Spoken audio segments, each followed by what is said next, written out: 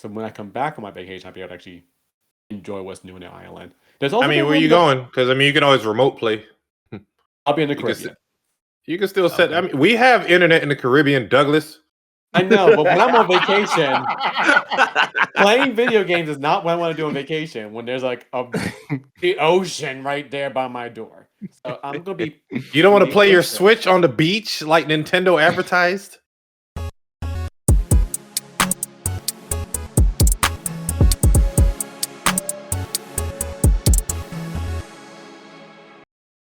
What's up, everyone? This is Press X Start Podcast, Season 5, Episode 44.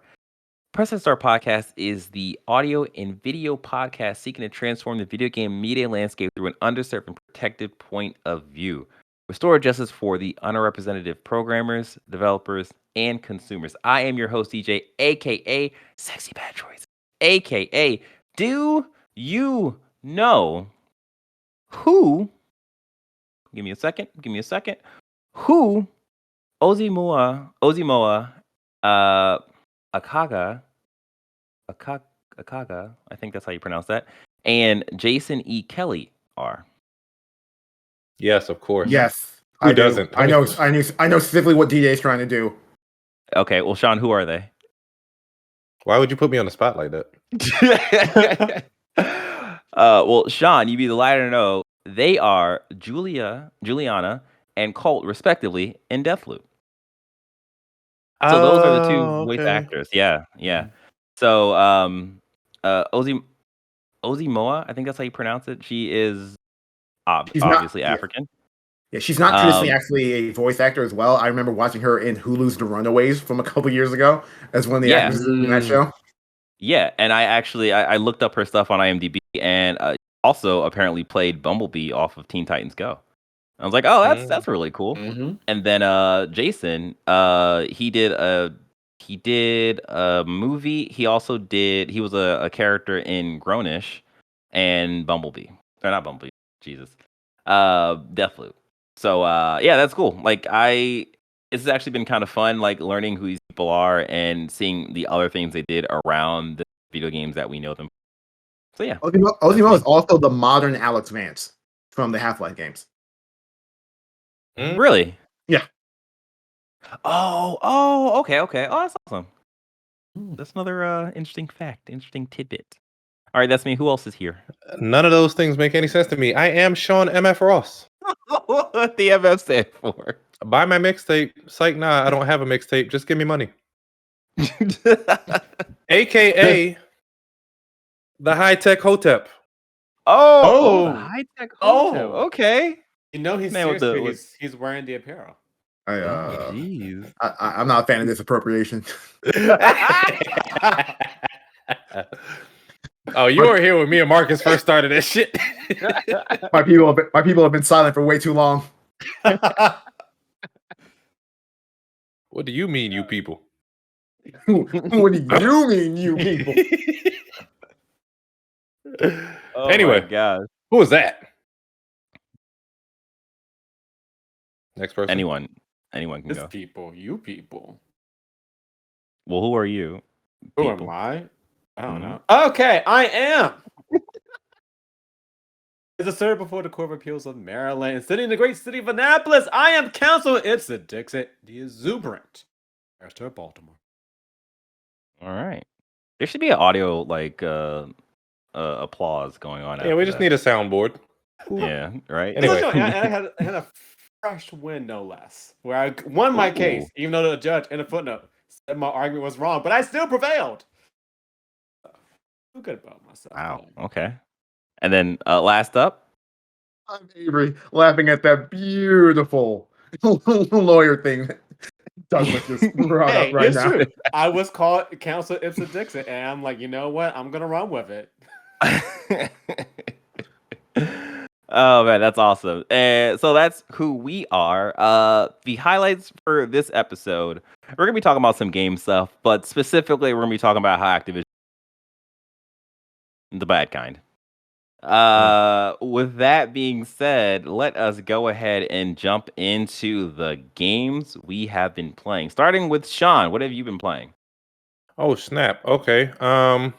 Surprise. I bought GTA Trilogy, and unlike some people just doing sacrilege, starting in Vice City for some reason, DJ's wife and Romir's wife, I started at 3 because why would you start? Y'all are not even going to play 3, are you? This was my childhood. See, back then, when I got GTA 3, I only had let me see. This is before I was getting like games every month. So I played probably GTA 3 for probably like 6-7 months at a time. Oh, 100%. What y'all of the don't games. understand is that Sean had to walk uphill both ways Son just of a to bitch. turn on his PlayStation 2 just to In the play these snowstorm. games. In a snowstorm, And no it's- less, barefoot. Yes. Listen, I got I- PTSD from them days. I used to play games without a memory card, all right? I literally did walk to Why school would you do in the that to snow. yourself? Wait, what did you say, Avery? I literally did walk to school in the snow. Oh. Terrible. Actually, you know what? I had to too because I was a walker. Yeah. Yeah. So You broke, bitch. So I'm playing I just like GTA 3. I'm playing GTA 3. I'm not having as many bugs as for once as many people are reporting. I'm Mhm. having a decent experience with it. I feel like I'm 13 again, whenever the hell this came out. Yeah, but say, are you? Oh. So it is. You say you are. It is meeting your expectations. I didn't have any expectations for real. I mean, they raised the graphics a little bit. They did some stuff with the weather. It looks a little bit better.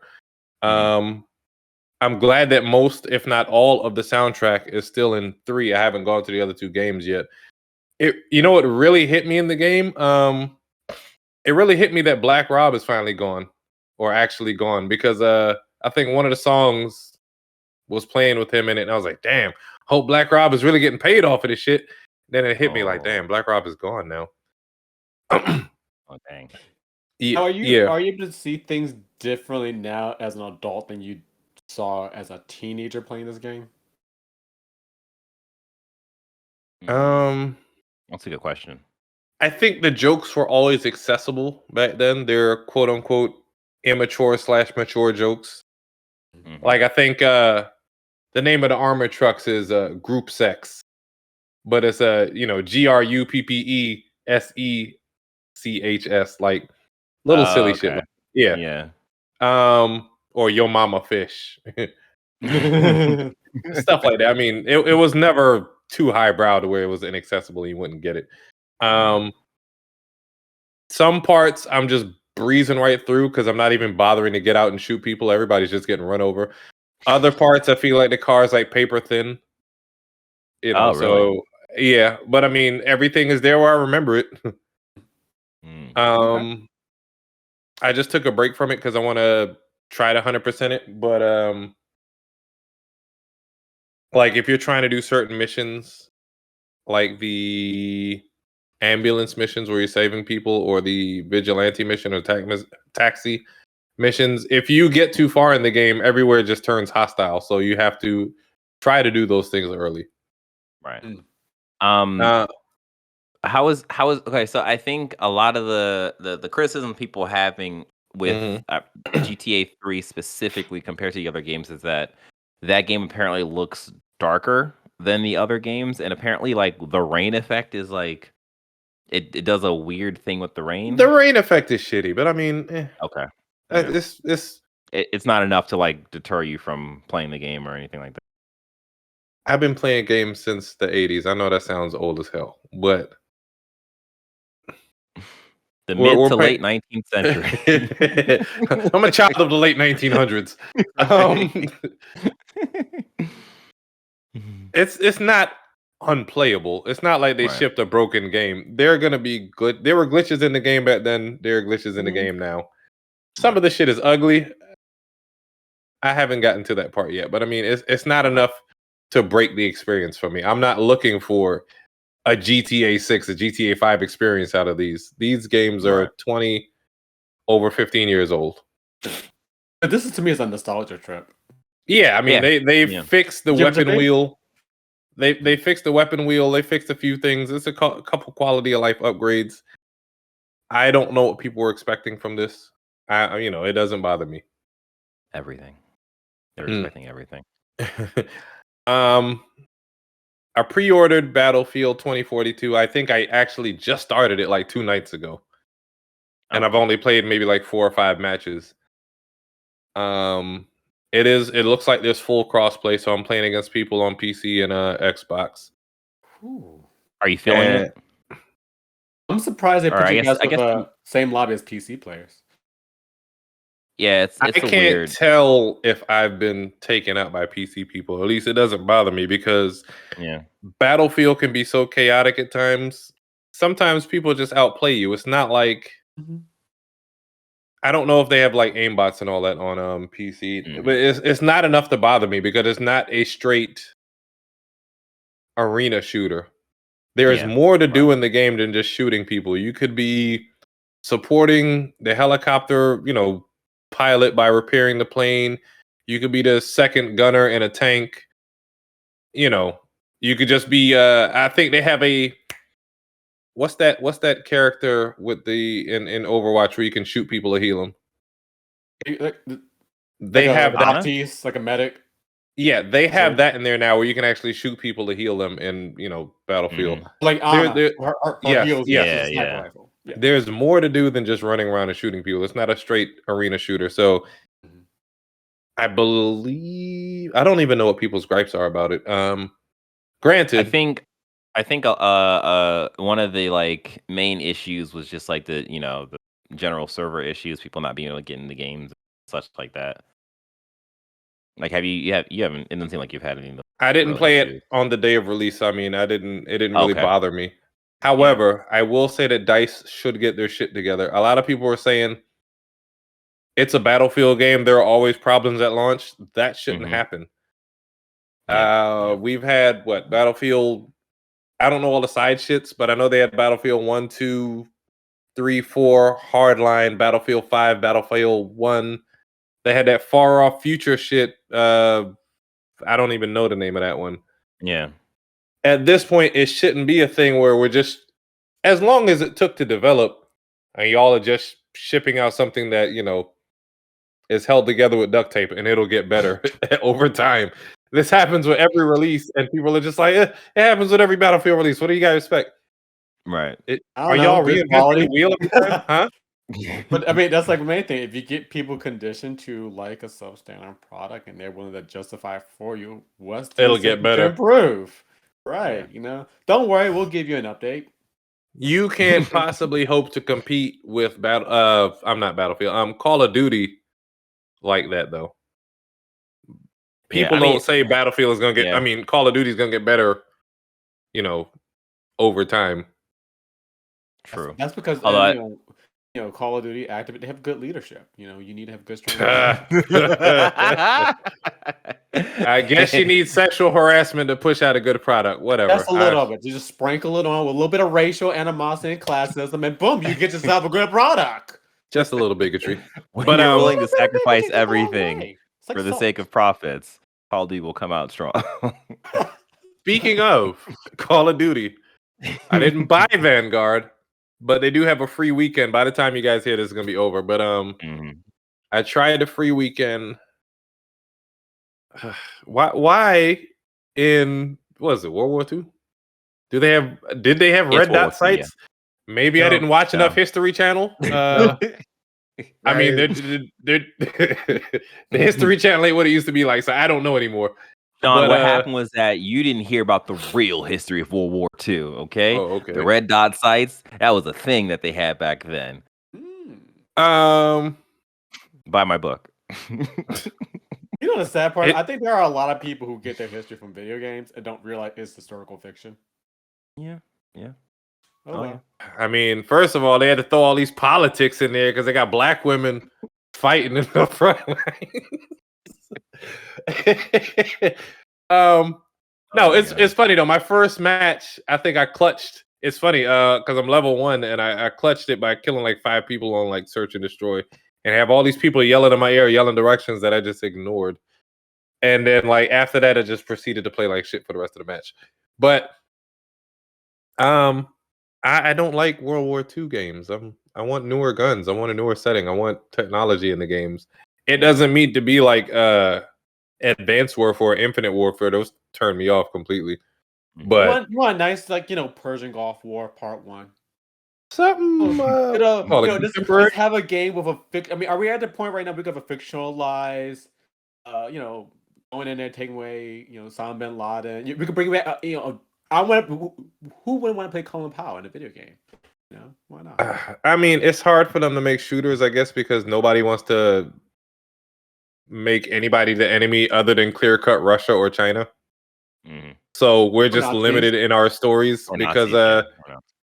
Yeah, yeah, because if you're old trying to sell your Germany. product in China, then you really want to We- be like Imperial Japan. Well, to Sean's point, picking an enemy is incredibly difficult because of the globalization of video games. If you make China the out and out bad guy, then you've pretty much lost 50% of the video game market right there. Say 50%. I mean, they just got the right to play video games over there anyway. Yeah, but they won't. Well, but there's a lot of people though. So That's they're a going lot. through the whole. Well, I mean, the thing about it is that China has become more globalized, as you said, Avery. China's making more demand, and a lot of our American companies, not Are just video games, look kowtowing at to them. NBA, are adapting their products to meet their standard, which in turn restrict the output and the enjoyment. Hey, let's take a stand right now. Are we No. recognizing Taiwan on this podcast? 100%. Absolutely, yeah. All right, you heard that, China. Fuck you.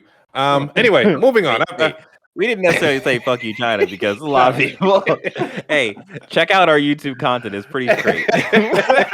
If you could, use a VPN, maybe you can get through there. Right? No. He looks like Winnie the Pooh. You know who you are. Anyway, moving on. All right. Before we actually move on, I just want to take a minute and say that you're watching this and been laughing at any of these fantastic jokes. Would you please like this video, hit the subscribe button, especially hit the notification bell. By doing all of this, any of this really, you will be helping us. If you do all of this, you'll be helping us by making sure you stay up to date to all of our videos. So please do that, and we thank you. All right, let's jump to Douglas. What have you been playing? The usual. I hate play Overwatch. And I like how people hate watch different shows. I hate play Overwatch because as much as it annoys me, I don't want to be missing out on a new skin that I will never use. And so right now they're going through an event with since we can't have Justin McCree. Justin McCree never really happened, y'all. It was just an alias for Cole Cassidy. Yep. There's an event where if you play a whole bunch of games or matches, up to 27. If you What's funny is it was the perfect character to just easily wiggle her way out of that name. Right. Cole Cassidy, which honestly I like the name McCree. It sounds like Jesse McCree does sound like a cowboy from Texas. Cole Cassidy seems like A rapper. Yeah. He could be from Houston. But maybe he's a rapper from Austin, y'all. There you go. We got backstory. Overwatch that's Overwatch. Ain't nothing changed since the past 3 years. But in Fortnite, or the Fork Knife, they finally did release their Naruto crossover. I believe this is their first anime crossover in Fortnite universe. And I believe so, yeah. And so you could be Naruto, Sasuke, Sakura, Kakashi. Kakashi is actually one of the characters you can actually meet on the island. He can give you these things called the paper bomb kanai, which are pretty cool because you throw it at people and you kind of have a hopping emote when you throw it and it explodes. Kind of cool. Whole bunch of emotes. My favorite emote is the ramen noodle break, where you just sit with a little ramen bowl and just eat some noodles, and I think it's quite awesome. There's been a leak going on in Fortnite about that. At the end of this season will actually also be the end of the chapter. There have been some leaks, some data mining, looking at different type of screenshots and different type of coding that says that we're going to be at the end. And actually, the event is called The End. And at the end of that event, you will have another almost 2-day shutdown on the servers, and then we'll begin with Chapter 3. So all of that will happen on around December 5th. I'm sad because I won't be here to play that. Oh, dang. Oh, so sad. So when I come back on my vacation, I'll be able to actually enjoy what's new in the island. There's also where are you going? Because you can always remote play. I'll be in the Caribbean. You can still set. I mean, we have internet in the Caribbean, Douglas. I know, but when I'm on vacation, playing video games is not what I want to do on vacation. When there's like the ocean right there by my door, so I'm gonna be. You don't want to being play your patient. Switch on the beach like Nintendo advertised? No, because I'm on a beach. I'm gonna be on a boat. I'll be when I get back. I'll be able to play the new chapter. But yeah, also there's also rumor there's going to be maybe a Spider-Man crossover at some point. That may be the images have leaked. Yeah. Oh, So interesting. Fortnite is finding more ways to take my money. I wonder who's gonna make more money over that, Marvel or Sony? Marvel. Sony's not making it. Absolutely. Sony makes no money on the expanded material of Spider-Man. Yep. They just make money on the movie. The movies. Okay. So you I mean can Disney? imagine. I can imagine Spider-Man running around with an AK. Hey, Ariana Grande is running around with an AK. You know, like Yes, she is. I have been shot many times by And she Ariana looks Grande great doing and it. Melvin. You know, as she ride her little unicorn. You know, it's one of my buddies who's a total rock fan guy. Like he's like, you know, I had to buy the Ariana Grande like package because it came with this black and white pig that jammed his head to music. He's like, I wanted a pig, but it came with Ariana Grande, so I had to buy Ariana Grande. And I'm like, you know, there's nothing wrong with that. You know, you could be just as manly as you want as a crystal princess. That is So hilarious. that's what's been keeping me busy. All right. Next up, Avery, what have you been playing? Okay, so I have been not playing much. I was gonna play literally. Here's what happened to me. I was gonna play Far Cry 6. I was finally gonna get back into Far Cry 6, and then out of nowhere, Riot Games revealed that hey, all these Riot Forge games we've been working on in the last 2 years, we're starting to release them now, like right now. And so Ruined King of League of Legends story was released. And I immediately jumped into that because it's from Airship Syndicate, who made Battle Chasers Night War. They're also a team that was made up of the devs who made the Darksiders games before all the THQ Nordic stuff went down. It is a turn-based RPG. It's a turn-based RPG in the League of Legends universe. It's where it takes place in the League of Legends narrative is weird because it's supposedly about ruination, but like it's not the ruination that they did all in the games, like in the actual League of Legends proper games. I think it's just a side thing. So you're playing as Misfortune in Bilgewater, and you're fighting off King Viego and his army of spirit zombies as they invade. Meanwhile, you're dealing with all this League of Legends lore bullshit. Long story short, it's been a great couple weeks to be a League of Legends fan, and I am eating right now. This is fucking fantastic. I can play a game, or I can play as Yasuo. That's not me getting my ass kicked in mid lane because I'm not supposed to be in mid lane because it's a whole thing. Yeah, I'm really enjoying. Yeah, I'm really enjoying the game. I'm only super early in. I don't think it's going to be a very long game, but I'm only super early in. I've only gotten Ilaoi, Misfortune, Yasuo, and Braum, who are four of the main characters. There are two more, Ari and Pike, that I'm supposed to get as the game progresses. But I'm really enjoying the game. It's $30. It's part of Riot Forge, and I think Riot Forge is a really interesting idea. Is that Riot is essentially going to game devs and saying, "Hey, you make a really cool game.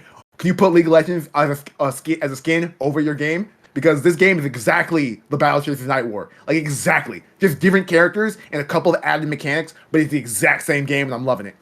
Avery, I feel like you're having a League of Legends, like, entertainment moment, because you have both the game and the TV show. Like, it's just Renaissance. This is your Thanksgiving. Fucking Renaissance, dude. I like it's so good to be a League of Legends fan and not have to play League of Legends. You get everything else. You don't have to play the game. That's awesome. That's good to hear. That's it, right? Oh yeah, that's about it. Okay. All right. So for me, there's two things. The first thing, there has been the chapter 2 to the Gundam Battle Operation Code Fairy game has been put out. I've come to the understanding that these chapters are pretty quick. I think it took me about 2 hours to complete it. It was about 5 chapters long. Essentially, what they do is each chapter there is 2 missions. The first mission is usually like a training mission, and then the second mission is like the actual story mission, and then that's sometimes 2 parts. I really like what they're doing in terms of story wise.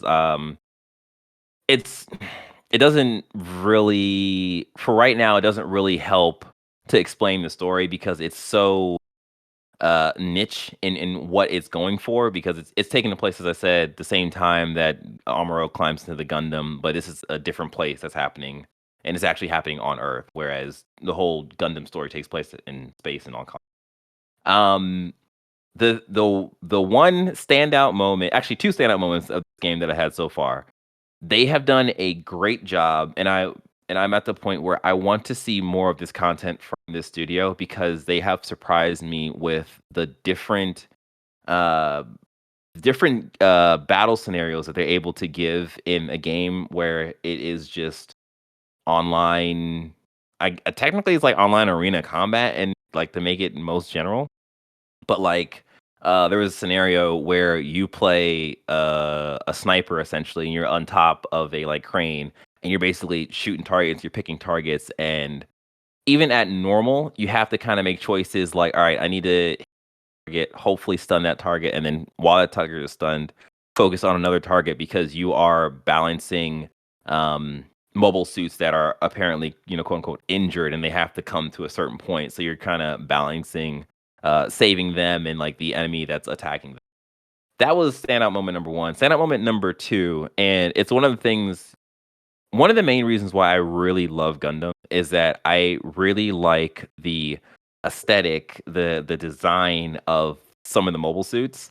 And one of the things that they were touting in this game before release is that like most of the stuff we see is going to be like all new mobile suits. And I think up to a certain point, when you think of Gundam, they've kind of refined what a Gundam is. But in terms of the Xeon Forces like mobile suits, which is like the enemy mobile suits, they really are able to step out of the bounds of what a mobile suit is like. And in this game, the main character gets a new mobile suit that like for me, I'm probably right now saying that it is the best looking for me, best looking mobile suit that has been put out for all of Gundam. For everything I've seen, like this thing looks like so dope. I can't even really describe it. Is it still a Zaku? It's the base is of a camphor, if you're familiar with that. But like it just looks cool. Like it looks so cool. It has double beam swords. It has a shotgun. It has a bazooka. Like it has two on its hip pads. It has two like rockets. Like the thing just looks dope. And it's one of those things where it's just like I am surprised. Like, I didn't expect this. Like the thing that they promoted this game was gonna have like two other like more Gundam-esque mobile suits. So this mobile suit that they showed in game was a surprise. The only thing is that like I'm really hoping that this mobile suit transfers over to Battle Operations 2 proper because I really want to play with that mobile suit. So and like as it is right now, it hasn't transferred yet. But like I don't know if chapter 3 Incoming they're gonna match do with all of something. those suits. Pretty much like that's kind of what it's gonna be like. Yeah, so that's that. Like I'm enjoying that game. The chapter 3 comes out in like early December. I think December 3rd, I think. So that's gonna be soon. And then at that point, this whole thing's gonna end, and I'm not exactly sure what after that. But yeah, that's one. Part 2 is not really game specific, but it is in a way kind of game related. So G4 came back.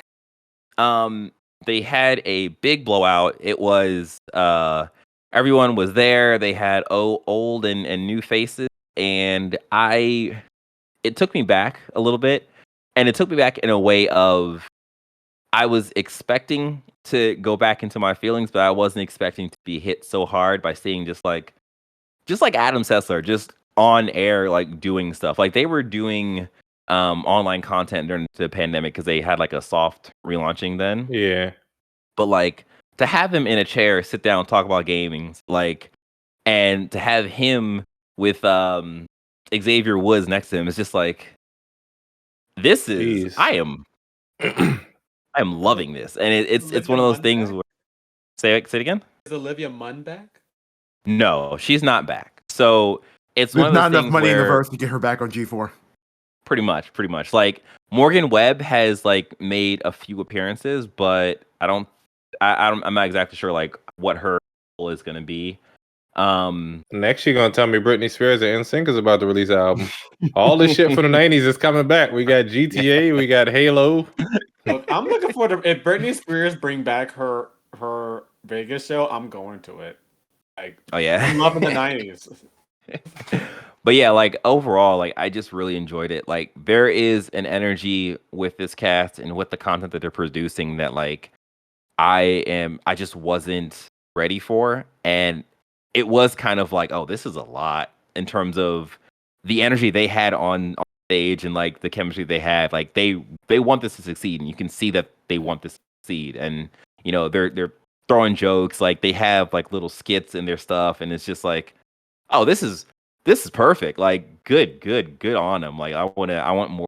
And in terms of the way you watch the content, you can watch it on Twitch, you can watch it on YouTube, you can watch it on TV. I'm not exactly sure what channel because I don't watch TV anymore. But It is on, I have Verizon Files, and it is on there now. yeah, they said it was on Files, but I don't know. Like, is it just G4 that's on, or It's G4 just another channel you cable. So depending upon what if you have cable, depending upon your provider, depending upon what actual number it may be. So you want to double check, make sure your package covers it. Gotcha. You have a traditional cable package here, but it's on there. Yeah. So like it's awesome. Like I'm thoroughly just impressed with the stuff that I've seen. They have a bunch of shows. I don't even remember all of them. Attack of the Show is back, of course. X Play is back, of course.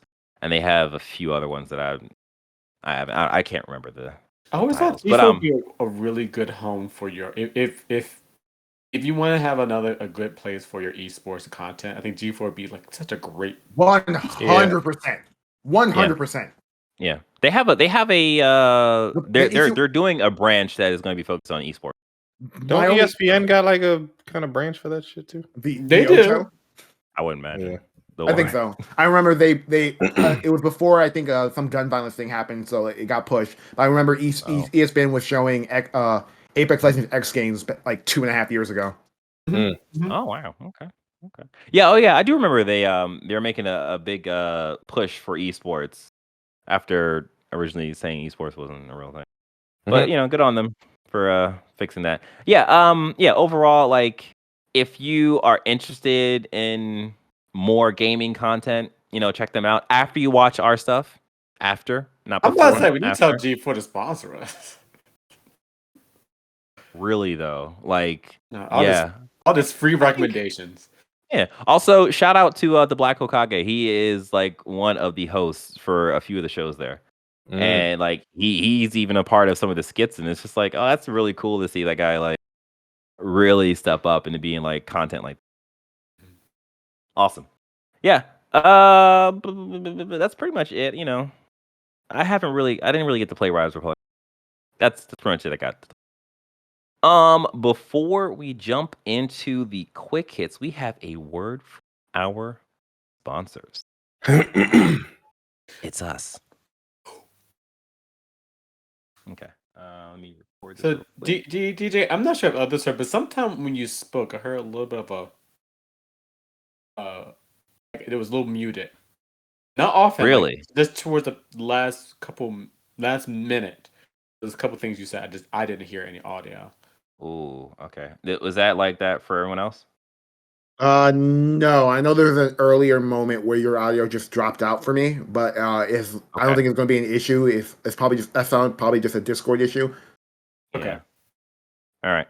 Well, hopefully it's not in the. Well, it shouldn't be in the separate audio record. No. But, okay, that works. Are we all good to go? Okay. Yeah. Okay. Give me a second.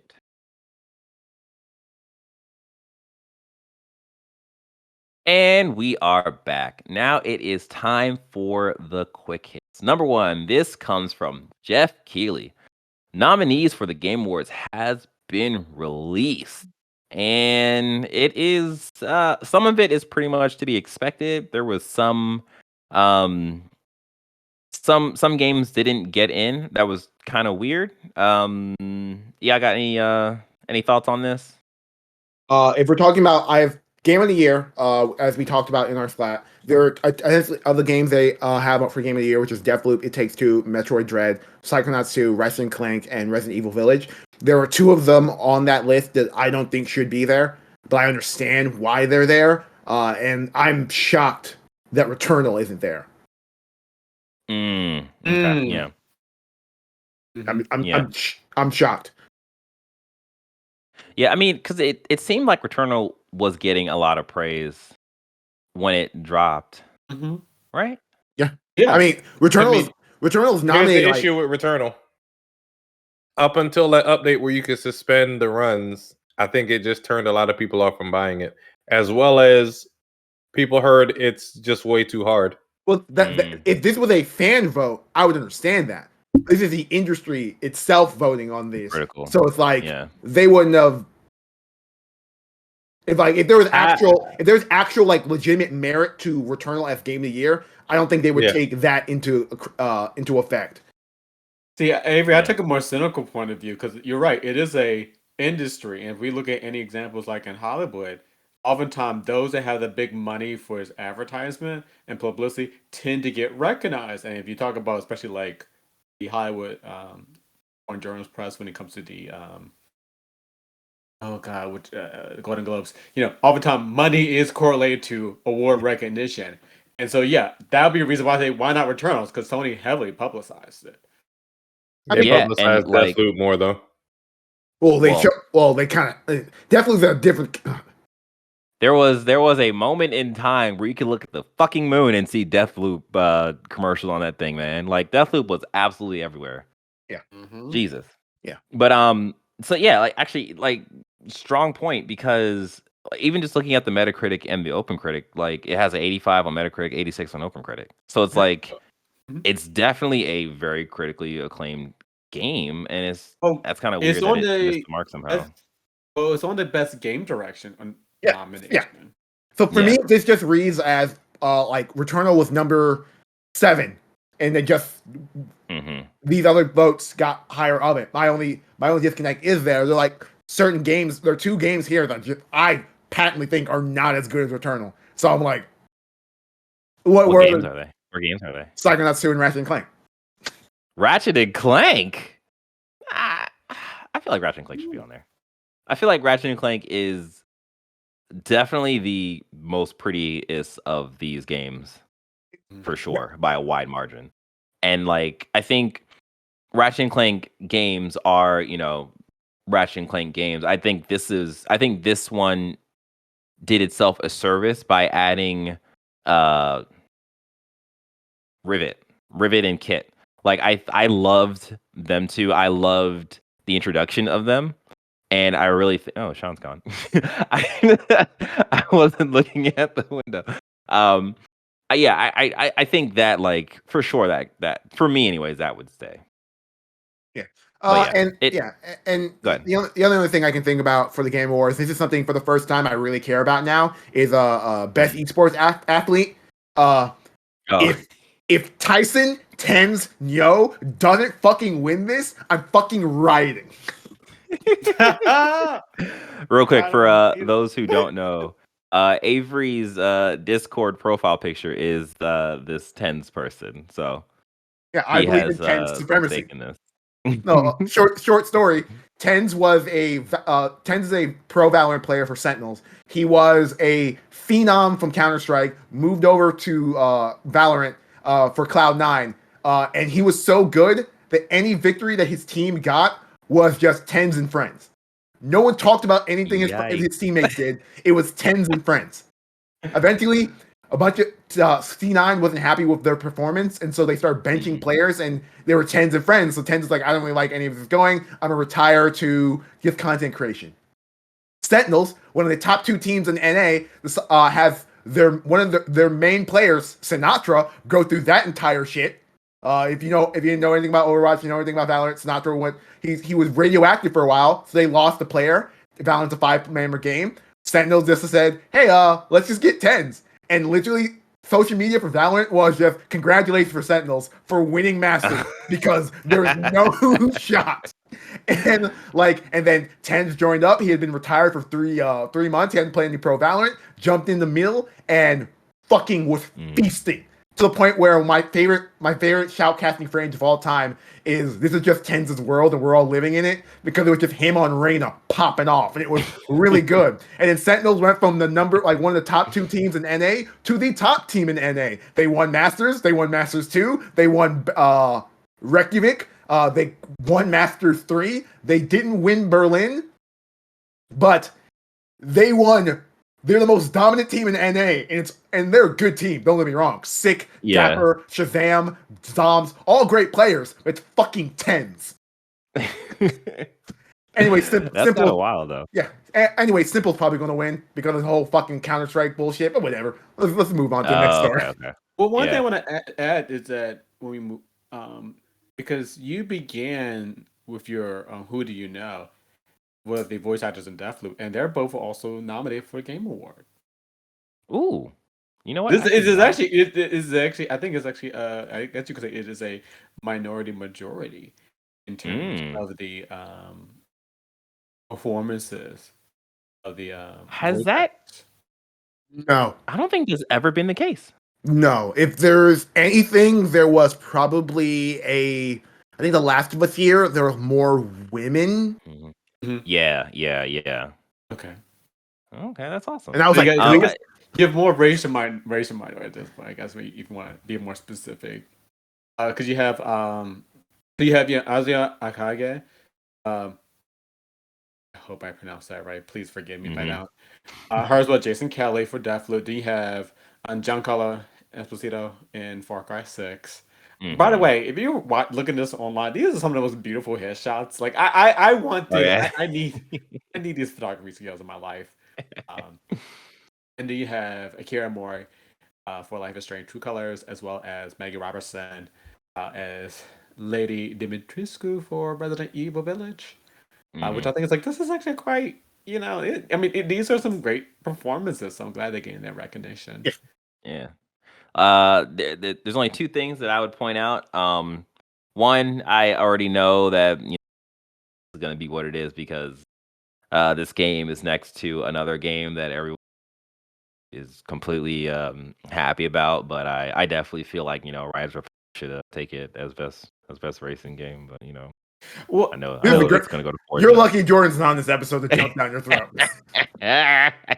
Well, that's another thing. I do feel maybe it was I who made sure he couldn't come to this podcast. Don't worry, when we make our projections, I'll back you. Forza Horizon. Unfortunately, they're not Game of the Year. But are you surprised that Cyberpunk didn't get as many nominations this year? No, because it was released last year. No, it's on there for best RPG. It's nominated, but it's not nominated in any of the bigger categories. No. Oh, okay, yeah. People were that's role playing game, but like not for the big categories.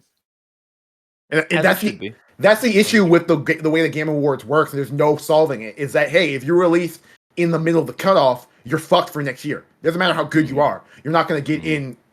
People aren't going to be thinking about you when they're thinking of the best games of that year. Yeah, well, I think that's going to be the thing for Halo. Like it's probably its best shot is going to be best multiplayer or best first person shooter. Is that even a category on here? Yeah, I don't think it's a category on here. No, I think they just put everything in best action game or something. Okay. Well, yeah.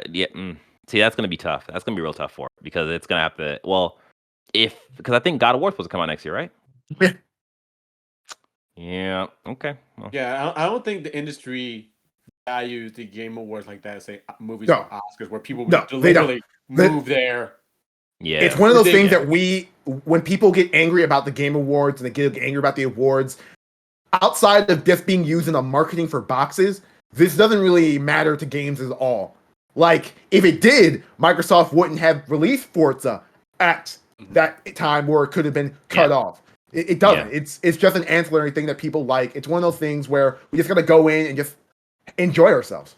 It's the game It's awards, also guys. good for people to get recognition, though. I feel like Yeah. you got Oscars had to start somewhere, right? Yeah. Yeah. So The last thing that I would bring up is the fact that Apex isn't one of the esports games. That was weird to me because I Weird for me guess as well. just like just being integrated into all of this is just like when you think esports, like Apex is definitely a part of that conversation. And for it to not be here is like, that's really weird.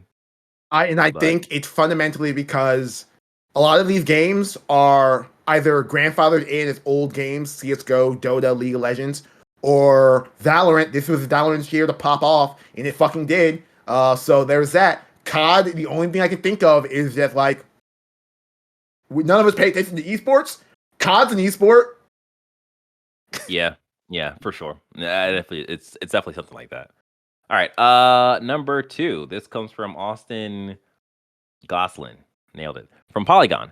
League of Legends RPG Ruined Night is out now on Hextech Mayhem. You mean Ruined King? Ruined Yeah, King. so Avery had talked Ruin. What? I said Ruined Night, didn't I? Yeah. Would Yeah, have been a Ruined cool King. title. I mean, don't get it. Right.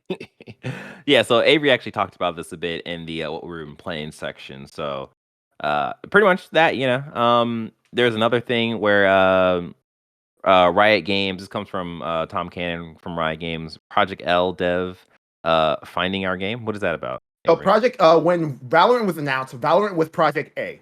And at the same time they revealed another project called Project L. Well, all we knew was it was a League of Legends fighting game. We saw what Valorant turned out to be, which is its own fucking thing. It's made by the team that made that Rolling Thunder game, which was that mech fighting game that came out a while ago. That team got picked up by Riot. They've been making Project L, and they've been quiet.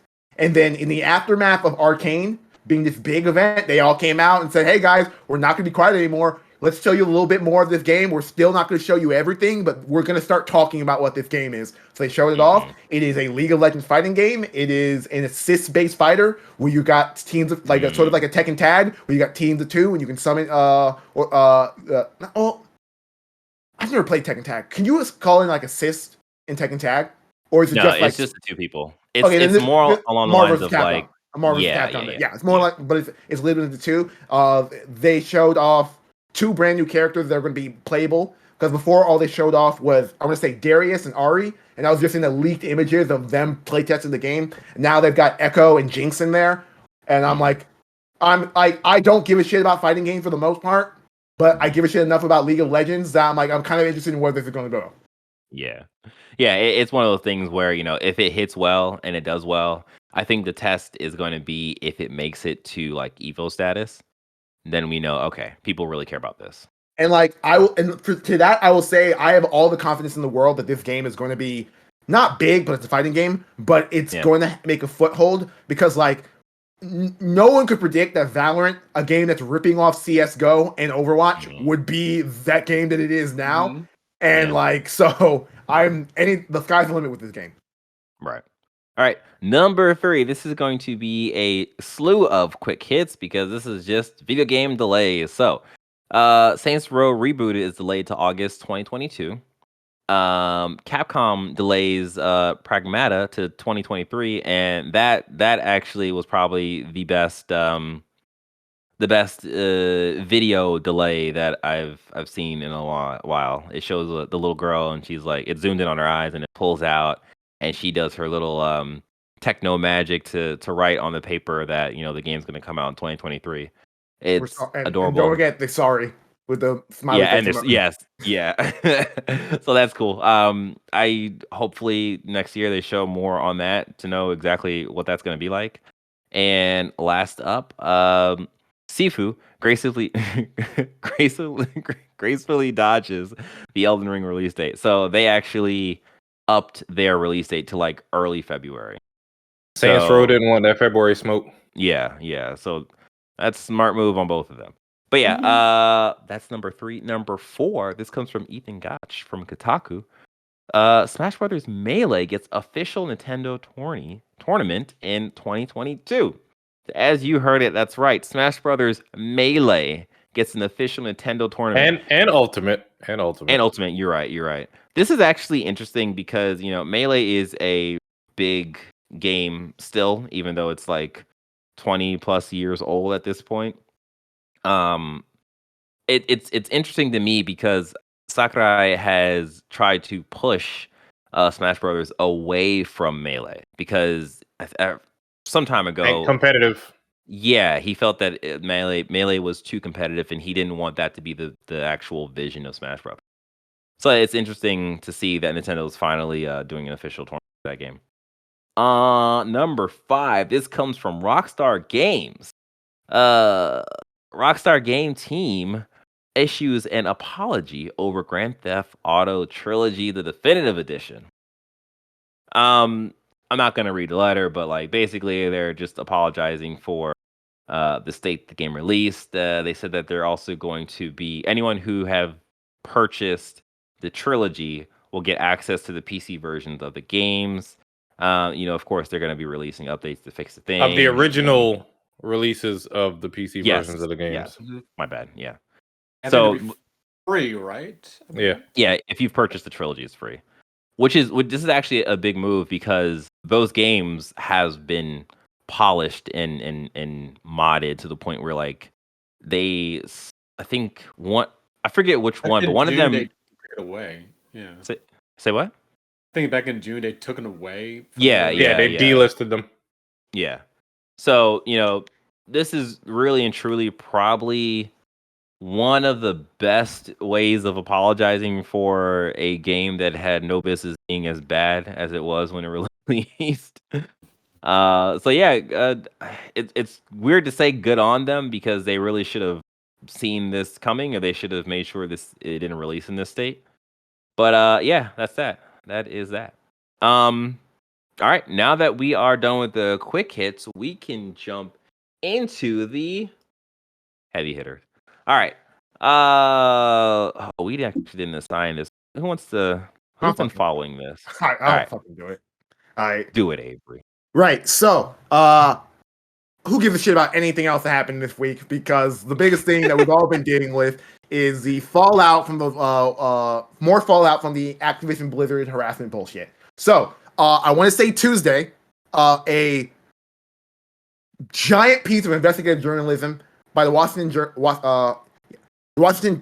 wouldn't say the Washington Post, but I think it was the Washington Journal came out. It's Wall Street Journal. Yeah, Wall Street Post does also have another article. So the Wall Street Journal by Kirsten Grine, Ben Fritz, and Sarah E. Needleman, who they came out and pretty much revealed that when all of this stuff was going on with Activision, Bobby Kotick knew every individual detail and just said nothing.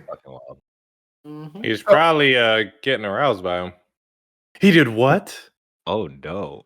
Alleged. So when this broke, everything was like mostly my Twitter is video game people talking about fucking video game things. So that was all anyone was talking about at that time. And then Jason Schreier, being Jason Schreier, had his fucking ears to the fucking ground, fucking reading the streets. The streets were talking. He was just hearing shit. So first off, apparently Bobby Kotick was doubling down on everything he had said up to that point. Like I'm trying to make the most inclusive and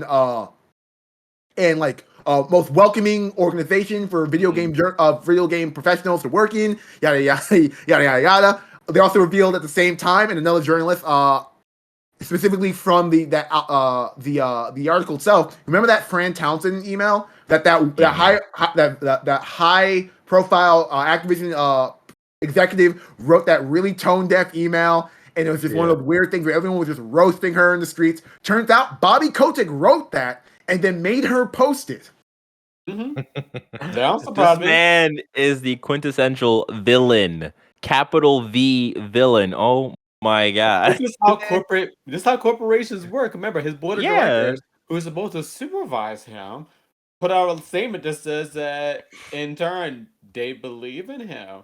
Means a lengthy thing that says the board remains confident that Bobby Kotick appropriately addressed workplace issues brought to his attention. Okay, and now we got so that is them acknowledging and unacknowledging the fact that we all know that he knew and didn't know. And then they also, in a lot of the investigative journalism that went off, it was like they also revealed that he threatened like, I think his secretary at the time in a voicemail saying, "I'm going to kill you." You could die for less, homie.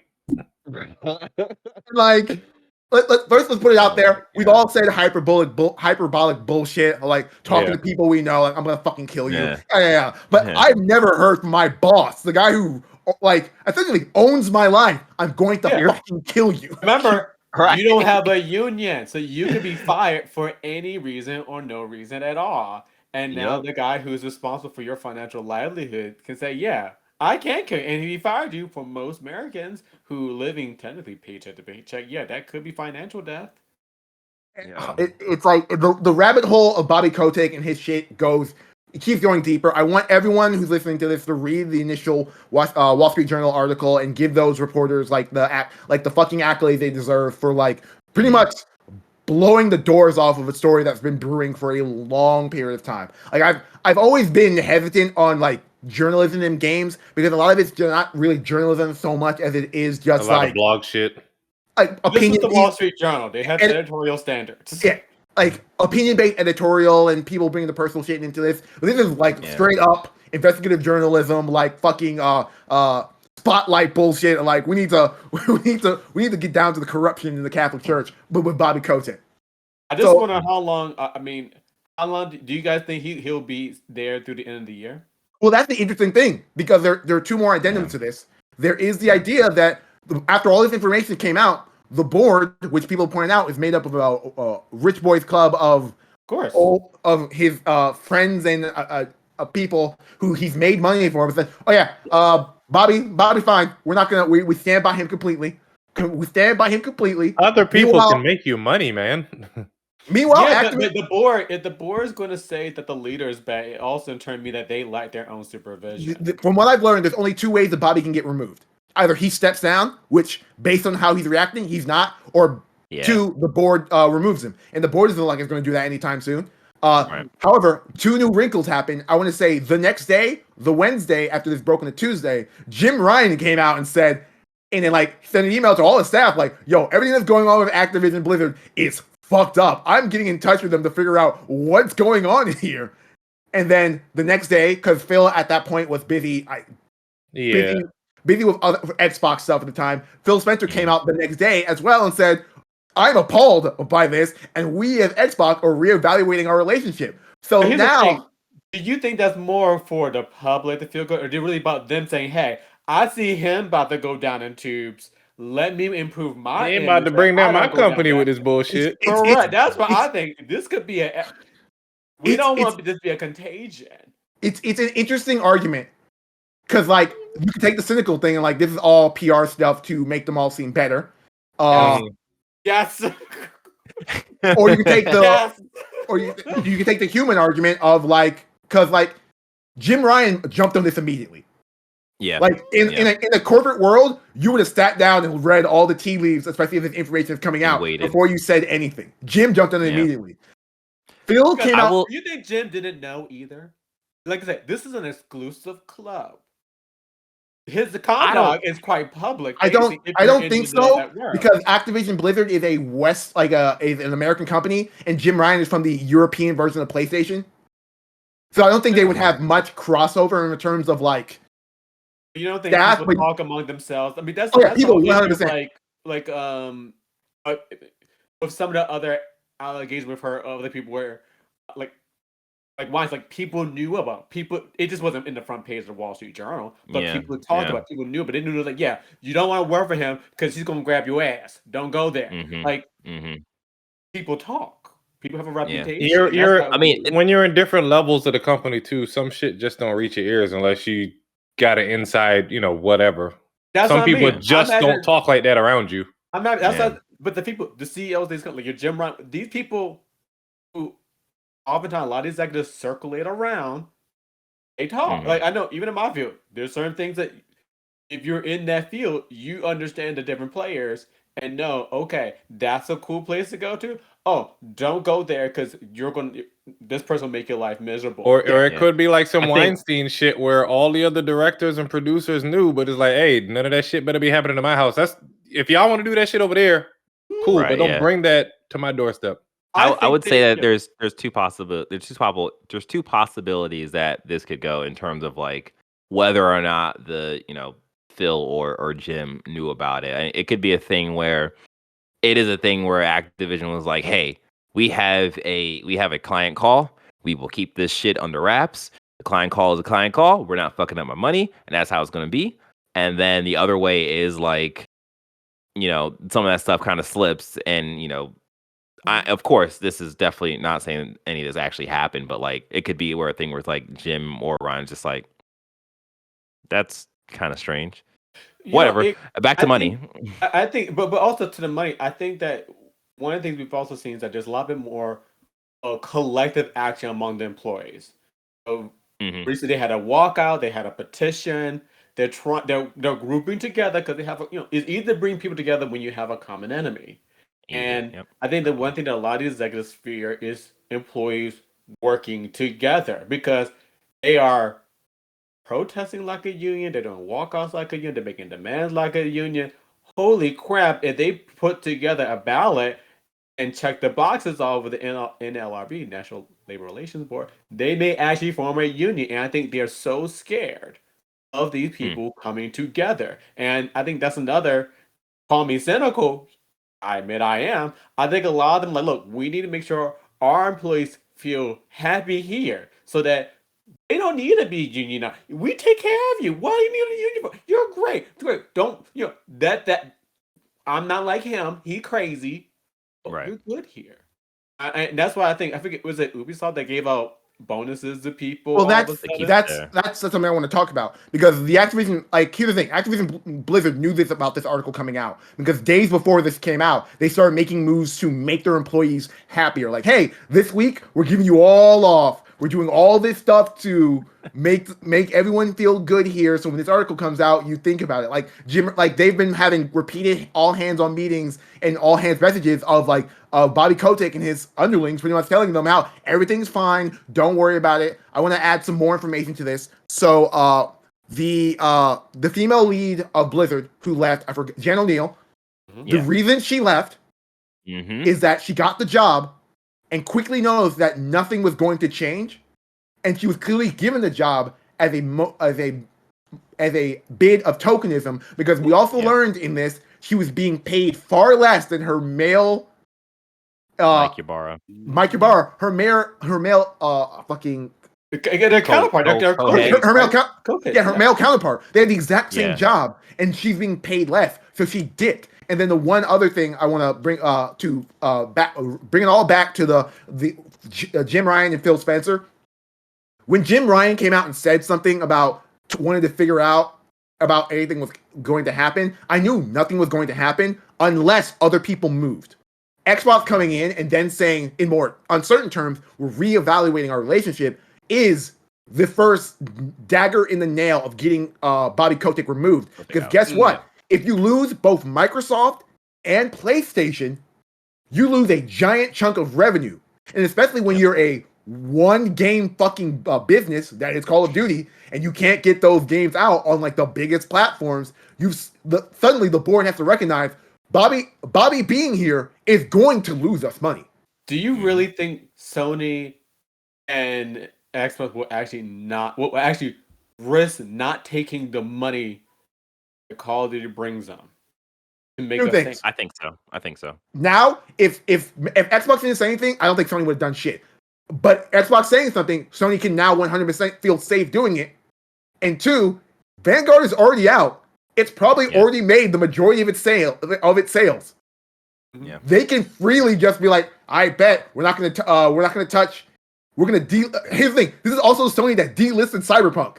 They will 100% pull that fucking trigger, get that game off their platforms, and let it stew. And they have about a year until another Call of Duty comes out. And like, there's nothing.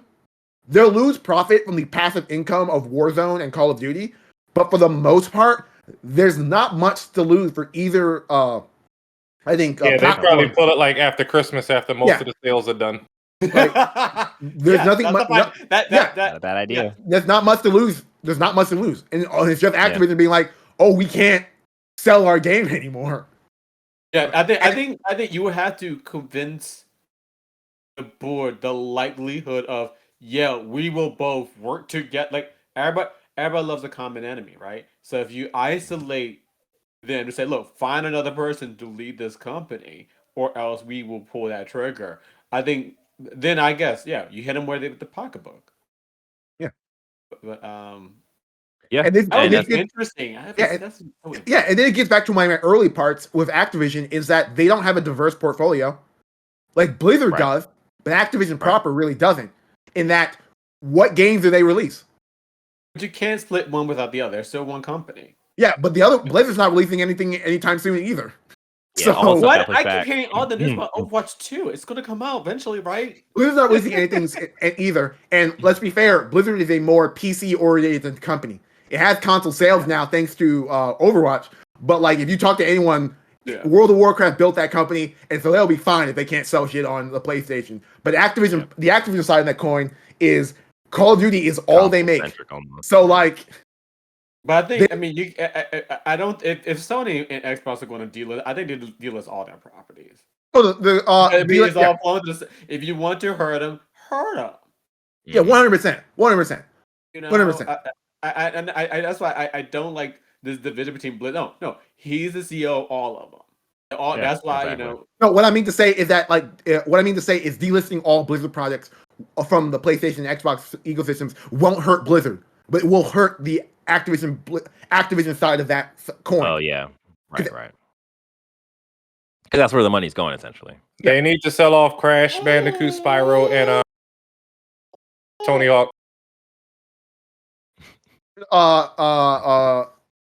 Doug, you're saying something? No. I just think I think you make a good point.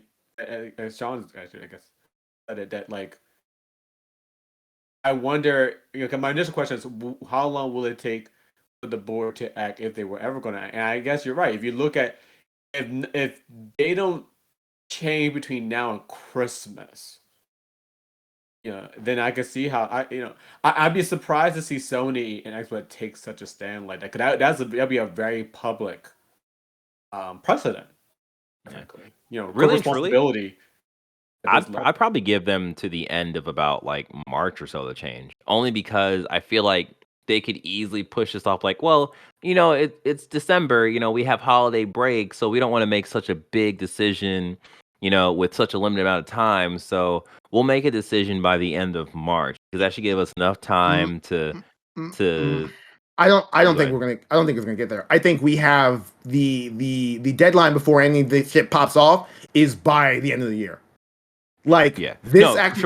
I totally agree that this should happen like now and not later. But I'm just saying that I could see them like pushing it off. I think Microsoft and Sony will take action by the end of the year if nothing happens. Especially with how loud this is, and financially, I think financially how everything's going to work for them, they will probably make this by the end of the year. And if Sony was more in we need to talk with Activision Blizzard to see what's going on.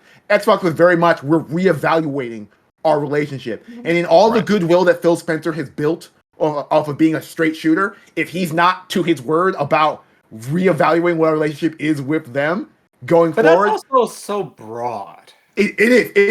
That is so, But here's the thing: no one who's drinking the Xbox Kool-Aid is reading that as broad. They're reading that as Phil Spencer saying, "This is me as a suit making a threat."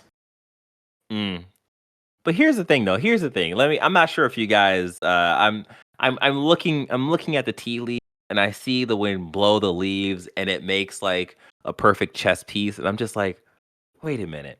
Now, say Phil Spencer's like, okay, you know what? We're not doing this anymore. We are going to pause our relationship with Activision until they decide to until they decide to like fix themselves. And then in a few weeks, what drops? Halo. hey guys, come play this first-person shooter game instead of playing Call of Duty because Call of Duty is run by a bunch of like terrible people. I think that one thing I also interesting note. I think that is a Machiavellian move. That's, I mean, in an era where Phil Spencer says a lot of things and doesn't really give a shit about things, like you don't put Battlefield on like your big stage and promote it as like an Xbox focused product, and then drop your free to play Halo multiplayer days after that and expect nothing to fucking be like nothing to get no feathers to get ruffled in that argument. I can 100% see what DJ's talking about happen. I also do. I mean, shit. If anything, this is Halo and Battlefield's time to shine. Mm-hmm. That's true. That's true. But then I do, like I said, I do wonder about the precedent. Like, is this something that these companies do they want to start delisting games based upon the conduct of one individual or a company? Games are the livelihood and product of thousands of people. That's a good point. It's not the conduct of one person though, because Bobby Kotick wasn't sexually harassing people. He's a shitty person, but this is a company-wide thing.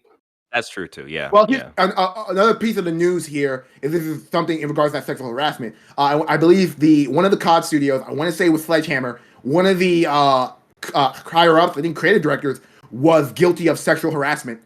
Mm-hmm. And Bobby Kotick, and like when everyone was when HR was recommending, wasn't he of rape, right? Yeah. Was it that or different? Okay. I think it was something serious. When HR was like, we need to fire this guy, Bobby Kotick said, we're not firing him. And he actively stopped any dismissal of this guy. And the guy only left the company after the rape allegations became a actual news story that he couldn't avoid. But in the Activision ecosystem, Bobby was protecting him. Yeah. Yeah. Lord. All right. And the last little bit thing here is that Girls Who Code also end their relationship with Activision Blizzard, which more power to them, which they should. So of course we're going to be following this and we'll be updating you all with the information. Hopefully this gets resolved in a positive way and the good people who work at Activision are still able to continue their livelihood. I feel bad for everyone who worked on Vanguard. Yeah. Oh yeah. Like sure. you put your heart into making this Call of Duty game, regardless of the actual quality of the game, you put your heart into working on this game, and around its release, everything blows up around your company. Yeah. Like, boy. Yeah. And it's one of those things where, unlike Cyberpunk, that the game itself was the problem. Like in this case, like Vanguard didn't necessarily do anything wrong. It's just a game that got caught in its parents' drama, essentially. So, we'll see. Okay. We'll see. Yeah. As I said off chat, incoming Call of Duty LLC, they're gonna spin this shit off. Yeah, I mean, I wouldn't be surprised. It'd be kind of difficult to do, but yeah, it would be incredibly difficult to do. There's no way anyone would say, "Oh, this Call of Duty company is now just making Call of Duty." That's not going to happen. It's a great joke. It's not going to happen. All right. Well, that has been our cast. We hope you enjoyed this episode as much as we enjoy making it. Don't forget to rate and review on your favorite podcasting app. Also, like, subscribe, hit the notification button on your favorite YouTube channel. That's our channel. In case you miss any of these details, any information at all, you can find all that stuff and more on our website, pressx2start.com. With that being said, you take care and have a good day/night/evening, whenever you're listening to this. Have a good holiday. Oh yeah, that too. Enjoy. Eat many turkeys for us. They're a failure. They're a failure bird. Hey, you leave them all alone. They deserve their love and attention in our stomachs. All right, y'all take care. Peace.